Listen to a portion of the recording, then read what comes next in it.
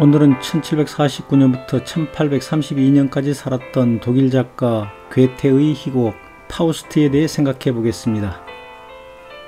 파우스트 박사는 사람들이 존경하는 훌륭한 지식인인데 악마가 그를 악의 구렁텅이로 유혹할 수 있는지 하느님과 내기한다는 줄거리입니다. 하느님께서 우거진 숲 쪽을 쳐다보며 악마에게 말했다. 냉큼 나오너라. 언제까지 숨어 있을 것이냐? 오 하느님, 저는 고상한 말을 할 줄 모릅니다. 천사들이 비웃어도 할 수 없습니다. 태양이니 별이 세 개니 하는 것도 잘 모릅니다. 제가 아는 것은 오직 사람들이 욕심 때문에 죽고 죽이고 고생하는 모습뿐입니다. 나는 이 대목에서 악마를 닮은 어떤 나라의 검사라는 인간들이 떠오릅니다. 그들 역시 이 책의 악마처럼 고상한 말을 할 줄 모르고 이 새끼 저 새끼 합니다. 사람들이 비웃어도 고칠 줄 모릅니다. 노동이니 사업이니 인권이니 외교니 역사니 하는 것도 잘 모릅니다. 그들이 아는 것은 오직 그들이 욕심 때문에 사람들을 사소한 죄를 중범죄로 조작하여 기소하고 죽이고 취하도록 술을 마시는 것뿐입니다. 악마가 파우스트에 대해 하느님에게 말합니다. 그 어리석은 자는 보이지 않는 것을 보려고 하고 가보지 못한 것을 그리워합니다. 저와 내기를 합시다. 저는 그 자를 나의 길로 빼돌려서 당신을 배반하게 하겠습니다. 하느님이 악마에게 말합니다. 그래, 내 마음대로 해봐라. 나는 사람들에게 자극을 주기 위해 너와 같은 장난꾸러기를 붙여놓는 거란다. 파우스트가 제자 바그너에게 말합니다. 바그너, 정직한 태도로 성공을 기다려야 해. 명석한 두뇌와 성실한 태도만 있으면 기교를 부리지 않아도 뛰어난 연설가가 될 수 있다네. 진실한 말을 무엇 때문에 꾸며서 말하겠나? 내 가슴 속에는 두 개의 충동이 살고 있다네. 하나는 아름다운 여자와 명예와 돈에 매달리고 싶은 충동이고, 다른 하나는 고상하고 숭고한 정신세계를 찾으려는 충동이지. 악마와 파우스트가 대화를 나눕니다. 만약 박사님께서 좀 더 젊어져서 세상을 마음껏 여행하시고 온갖 즐거움을 누리시겠다면 저는 박사님의 길동무가 되고 하인이 되어도 좋습니다. 그게 정말이냐? 그럼 나는 그 대가로 너에게 뭘 해주면 되지? 이 세상에서는 내가 당신이 지시하는 대로 헌신하겠습니다. 그 대신 저승에서는 당신이 내가 지시하는 대로 해 주십시오.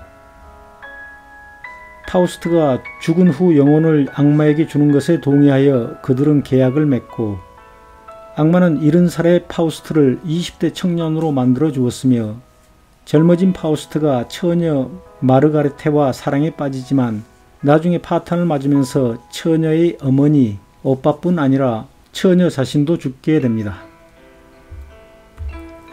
그러자 다음에 악마는 쾌락을 찾는 파우스트를 황제에게 데려가 황제의 신임을 얻게 해주고, 황제의 부탁으로 그리스 신화 속의 파리스와 헬레나를 데려오는데, 헬레나에게 반한 파우스트가 악마의 도움을 받아 중세 로마의 영주가 되어 헬레나에게 구원합니다.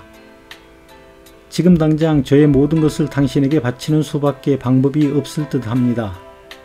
당신의 발 아래에 엎드려 맹세합니다. 당신을 주인으로 모시겠습니다. 헬레나에게 반한 파우스트는 성의 모든 권한을 헬레나에게 바치고 스스로 헬레나의 명령을 따르겠다고 했다. 당신에게 할 얘기가 있습니다. 제 곁으로 와주세요. 파우스트는 헬레나의 손에 입을 맞추며 감격스러워했다. 헬레네 역시 오갈 데 없는 자신을 받아주었을 뿐 아니라 자신을 위해 모든 것을 바치겠다는 잘생기고 늠름한 파우스트가 싫지 않았다. 마침내 파우스트는 헬레네와 결혼하여 꿈을 이루지만 그들 사이에 난 아들은 남에게 지기 싫어하고 승부욕이 강하여 하늘 높이 날아오르다 떨어져 죽습니다. 기쁨 뒤에는 무서운 슬픔만 따르는구나. 헬레네와 파우스트는 너무 슬퍼서 눈물조차 흘리지 못했다. 정신을 차린 헬레네가 파우스트를 보고 말했다. 행복과 아름다움은 언제까지 함께 있을 수 없다는 옛날 격언이 맞나 보아요.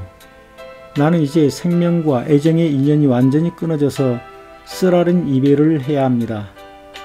저승의 여왕이시여, 내 아들과 나를 받아주세요. 헬레네도 저승으로 사라집니다. 악마가 파우스트에게 묻습니다. 당신은 세상을 두루 돌아다니고 온갖 재미를 다 봤을 텐데 아직도 탐나는 게 있습니까? 그렇다네. 아주 커다란 게 내 마음속에 있지.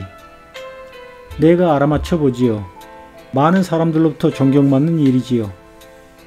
아니, 나는 그런 걸로 만족하지 않아. 그렇다면 큰 도시에 별궁을 짓고 아름다운 미녀들과 함께 사는 건 어떻습니까? 취미가 고약하구나. 그럼 명성을 떨치고 싶은가요? 지배권을 얻고 소유권을 장악하는 것이다. 명성은 허무할 뿐이지. 그래서 이번에는 악마와 파우스트가 황제를 속여 끝없이 넓은 해안지대를 받아 통치합니다. 파우스트가 소유한 항구에 화물선 여러 척이 도착합니다. 꼬리에 꼬리를 물고 줄지어 들어오는 화물선에는 값진 외국산 물건들이 산더미처럼 쌓여 있었다. 화물선 전체를 지휘하는 총선장은 악마 메피스토펠레스였다. 보라, 출항할 때는 단 2척뿐이었는데 귀향할 때는 20척이 되었다. 우리는 얼마나 눈부신 활약을 했는가. 산더미 같은 짐이 증명하리라. 메피스토펠레스는 자랑스러운 듯 으스댔다. 이것은 사실 무역을 잘해서 배와 화물을 늘린 것이 아니라 해적이 되어 약탈한 것들이었다. 그 땅의 모든 것이 파우스트의 소유였지만 언덕 위에 있는 전망 좋은 낡은 집과 교회만은 그의 소유가 아니고 낡은 집주인 노부부와 교회는 돈에도 협박에도 굴하지 않고 파우스트에게 소유권을 넘기려 하지 않아 악마에게 명령합니다. 자네가 그들을 다른 곳으로 옮겨가게 해주게. 이튿날 악마가 파우스트에게 말합니다. 제가 부하들에게 노인 부부를 옮겨 살게 하랬더니 노인들이 말을 안 듣고 싸우려고 덤벼들었다고 합니다. 그 바람에 그만 숯불이 흩어져서 불이 났고 노부부는 모두 장작처럼 타 죽고 말았답니다. 뭐라고? 내가 언제 강제로 빼앗으라 하였느냐? 이 못된 악마야. 당장 내 앞에서 사라져라. 그날 밤 파우스트가 죄책감에 시달리고 있을 때 회색빛 여자 넷이 나타나 각기 자기소개를 합니다. 그들은 결핍, 죄악, 공궁, 그리고 근심입니다. 그들은 곧 사라지지만 근심은 다시 찾아옵니다. 파우스트가 말합니다. 나는 내가 갈망하는 것을 성취했으며 희망을 가지고 평생을 달려왔다. 젊어서는 힘차게, 지금은 현명하고 신중하게 인생을 살았다. 그런데 너 같은 근심이 왜 나를 찾아왔느냐? 근심이 대답합니다.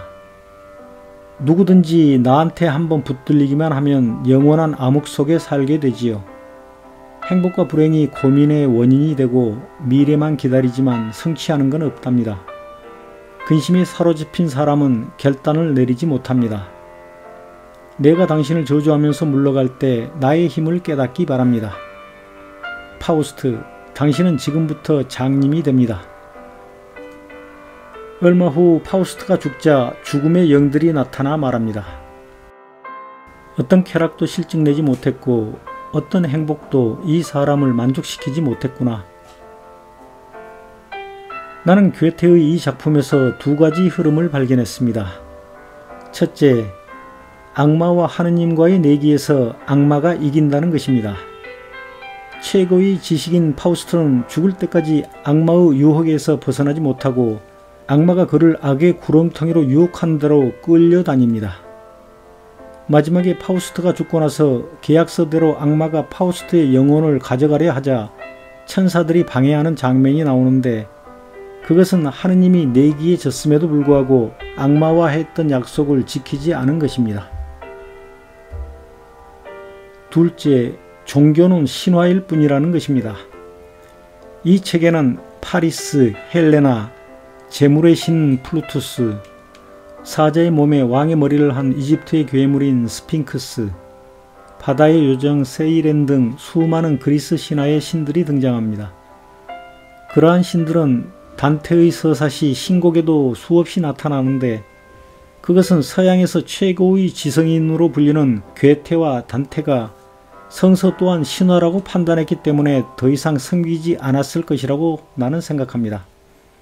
그래서 다음에는 단테의 신곡도 영상으로 소개하겠습니다.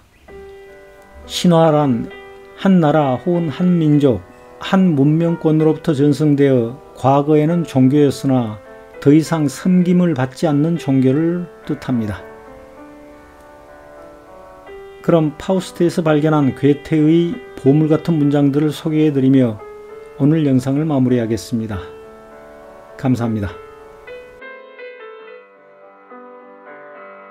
파우스트는 하느님을 부정하는 것은 아니었다.